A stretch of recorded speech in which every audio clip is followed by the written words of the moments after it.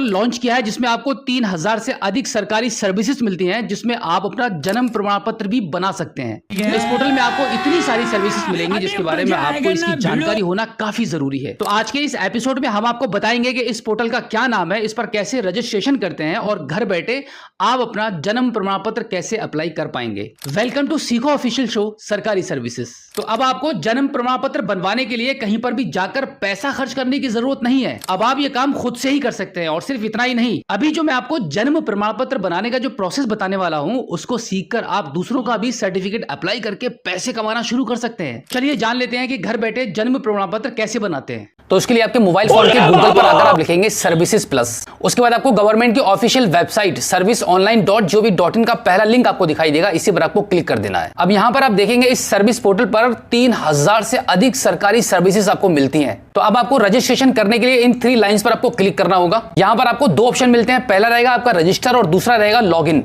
तो सबसे पहले आपको रजिस्टर वाले ऑप्शन पर क्लिक करना होगा। अब यहां पर रजिस्ट्रेशन करने के लिए सबसे पहले आपको आपका फुल नेम एंटर करना पड़ेगा, आपकी ईमेल आईडी फिल करेंगे, आपका कॉन्टैक्ट नंबर एंटर करेंगे और यहां पर पासवर्ड बनाकर एंटर कर देंगे। उसके बाद आपको यहां पर स्टेट को चूज करना पड़ेगा कि कौन सी स्टेट से आप बिलोंग करते हैं। अब ये कैप्चा कोड आप यहां पे फिल करेंगे और फाइनली सबमिट कर देंगे। अब यहां पर आपकी ईमेल आईडी और मोबाइल नंबर पर एक ओटीपी सेंड किया गया है, उसको आगे यहां पे एंटर करना पड़ेगा। उसके लिए आप इसको ओके कर दीजिए। तो अब यहां पर हमने दोनों ओटीपी को एंटर कर दिया है, उसके बाद वैलिडेट कर दीजिए। वैलिडेट करने के बाद आप देखेंगे इस पोर्टल पर आपका सक्सेसफुली रजिस्ट्रेशन कंप्लीट हो चुका है। अब दोबारा से इस पोर्टल पर आकर लॉगिन वाले ऑप्शन पर क्लिक करेंगे। अब यहां पर लॉगिन करने के लिए एज अ यूजर आईडी आपकी ईमेल आईडी को लॉगिन करेंगे। उसके बाद जो पासवर्ड आपने अभी बनाया था वो पासवर्ड को एंटर कर देंगे और ये कैप्चा कोड यहां पे फिल करके इसको लॉगिन कर देंगे। अब आप देखेंगे सक्सेसफुली सर्विस प्लस वाले पोर्टल पर लॉगिन हो चुके हैं। अब आपके बर्थ सर्टिफिकेट को अप्लाई करने के लिए इन 3 लाइंस पर क्लिक करेंगे। यहां पर आपको एक ऑप्शन मिलता है अप्लाई फॉर सर्विसेज, इसी पर आपको क्लिक करना होगा। अब यहां पर व्यू ऑल अवेलेबल सर्विसेज पर क्लिक करेंगे। अब यहां पर आप क्लिक करके देखेंगे ऑल ओवर इंडिया के सभी स्टेट्स के नाम यहां पर आपको शो कर रहे हैं। अब यहां पर आपका जो भी स्टेट है, जहां से भी आप बिलोंग करते हैं, उस स्टेट को आप चूज कर लेंगे। आपके स्टेट में इस पोर्टल पर जितनी भी सर्विसेज ऑनलाइन चालू कर दी गई हैं, उन सभी के नाम यहां पर आपको दिखाई देंगे।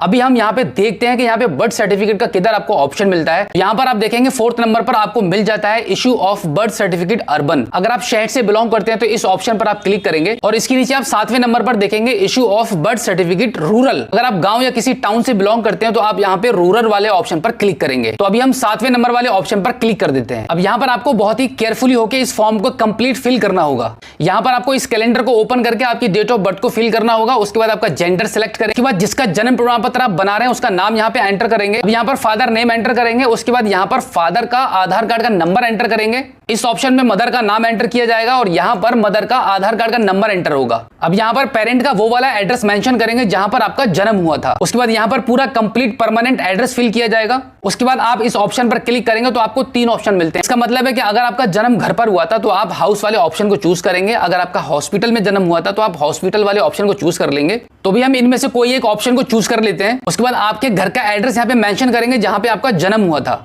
यहां पर डिस्ट्रिक्ट चूज करेंगे, ग्राम पंचायत का नाम चूज करेंगे, ब्लॉक चूज करेंगे। अब यहां पर आपको अगला ऑप्शन मिलता है इन्फॉर्मेंट्स नेम।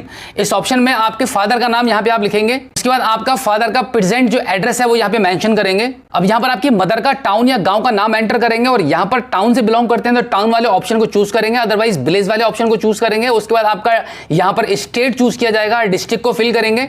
उसके बाद इस वाले ऑप्शन पर चूज करके आपका जो भी रिलीजन है उसको आप चूज कर लेंगे। अब इस कॉलम में आपकी फादर की एजुकेशन लिखेंगे, यहां पे मदर की एजुकेशन लिखी जाएगी। उसके बाद आपके फादर का ऑक्यूपेशन मेंशन होगा एंड देन फाइनली आपको आपकी मदर का ऑक्यूपेशन लिखना होगा।